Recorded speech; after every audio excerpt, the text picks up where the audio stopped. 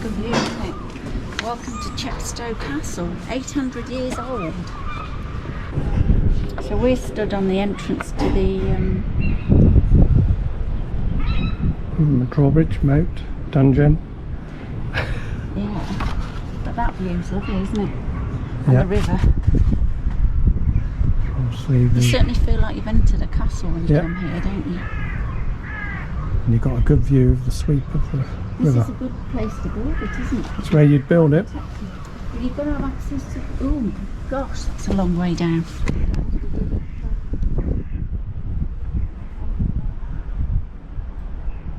Because the fall and rise is very high on the Severn. It is. Given the depth of mud you can see. Yeah. It's lovely, isn't it? Yeah. I did enjoy it the first time I came.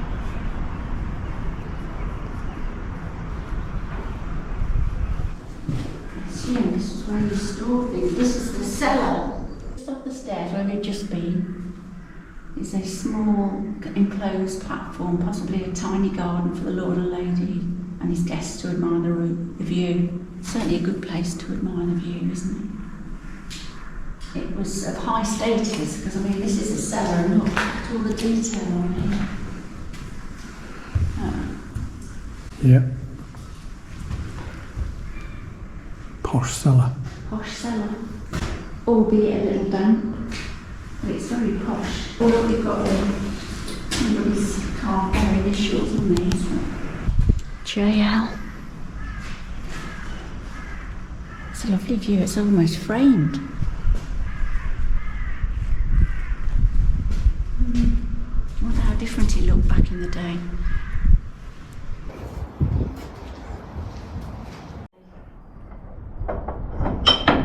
I want a bolt like this on our front door.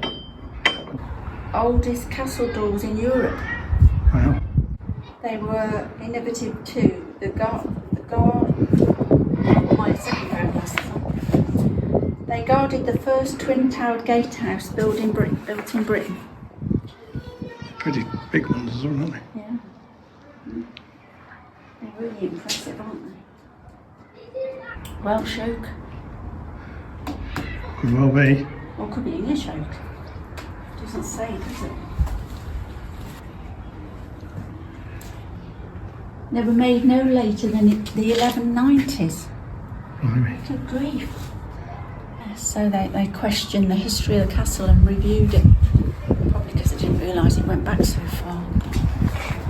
Look what this looks like. It might have been a hall or something. Isn't it? That's the big windows there. Built in about 1280 by Roger Bigod for entertaining and ceremonials. It would have had very ornate windows, as you can see.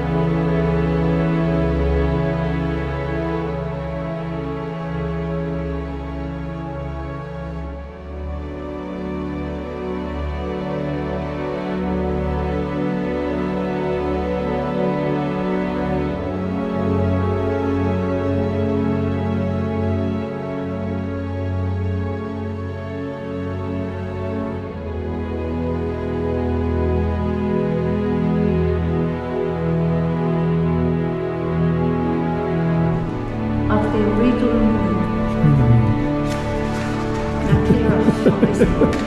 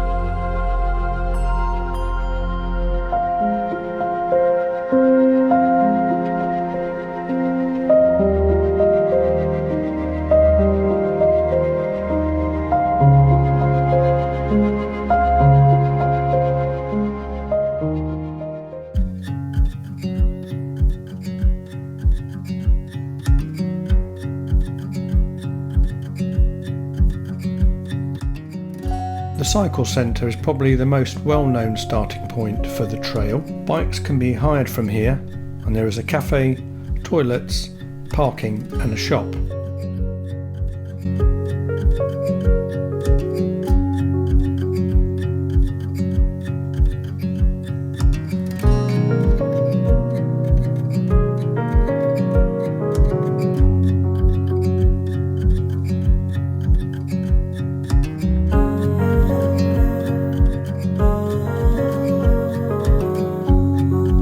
We took the family cycle trail, which is a circular 9-mile off-road cycling route.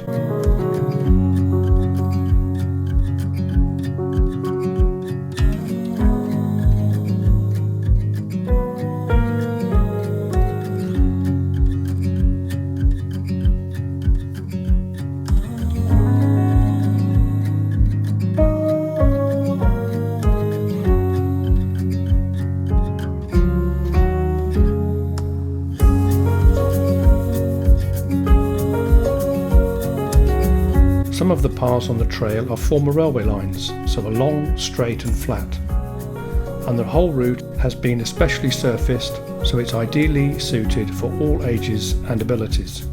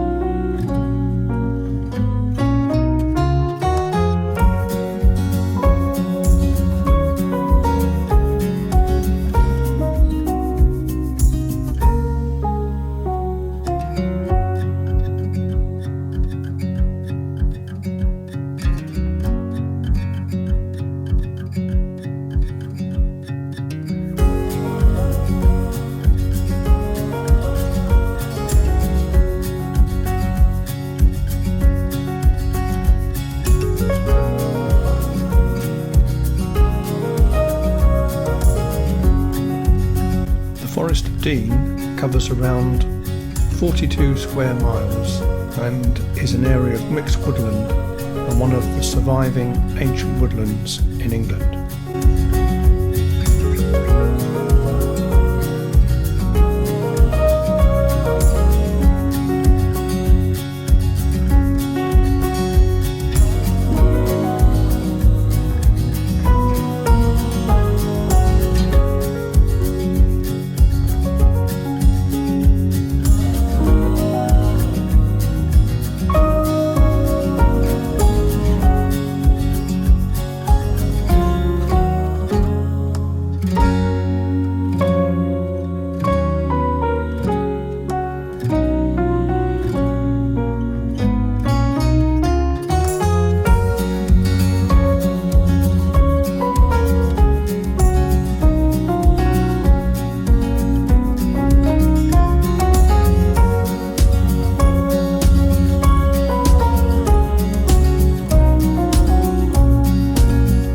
Part of the trail takes you along the old Severn and Wye railway line,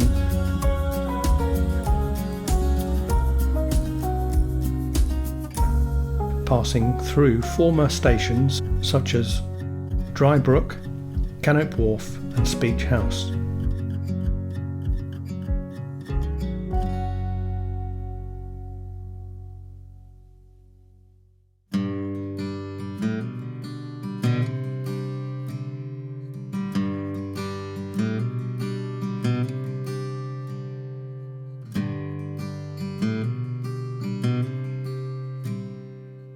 The area was inhabited in Mesolithic times, and there are also remains of later megalithic monuments, barrows and Bronze Age field systems. The area was occupied by the Romans in around AD 50. They were attracted by its natural resources, which include iron ore, ochre and charcoal. The coal mining industry was probably established on a small scale in Roman times.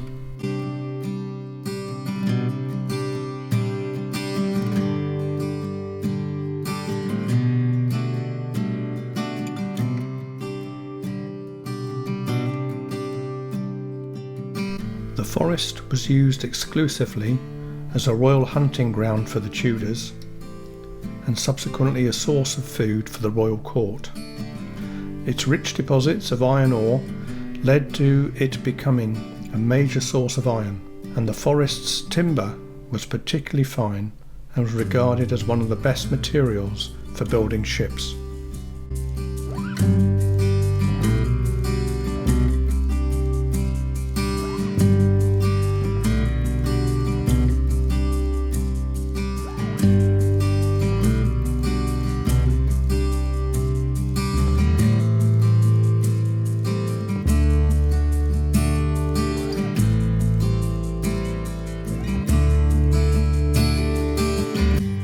The Forest of Dean, with its huge iron ore reserves and ready supply of timber, had been of national importance in the production of iron, using charcoal for hundreds of years. Despite the abundance of coal, it was not used to produce coke for smelting, and local ironmasters were reluctant to invest in new technology. But in the last decade of the 18th century, coke-fired furnaces at Cinderford, Whitecliffe and Park End ironworks were built almost simultaneously. Exploitation of the Forest of Dean coalfield developed rapidly in the early 19th century, with increased demand from local ironworks. And when some of the earliest tramroads in the UK were built here to transport coal to local ports, the area was transformed by the growth of mining and the production of iron and steel. In the late 19th and early 20th centuries, the forest was a complex industrial region with deep coal mines, iron and tin plate works, foundries, quarries and stone dressing works, wood distillation works producing chemicals, a network of railways and numerous tramroads.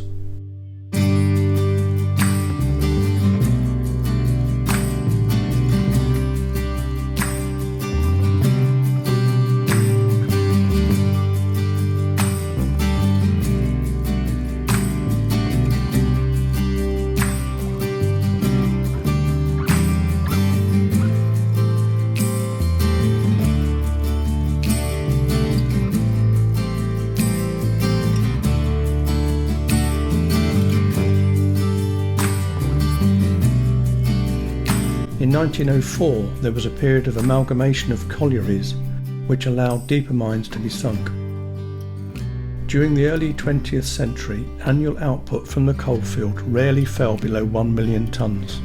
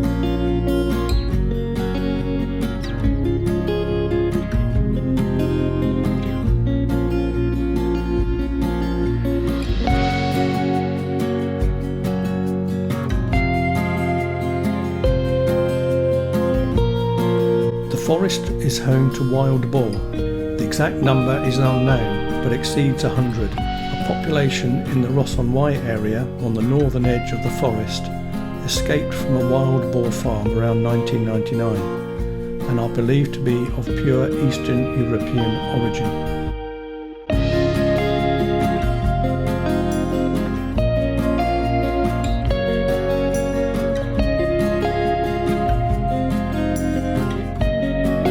The Forest of Dean is known for its woodland birds, pied flycatchers, redstarts, wood warblers, lesser spotted woodpeckers, nightjars and hawkfinches can be seen. The mixed forest supports one of Britain's highest concentration of goshawks,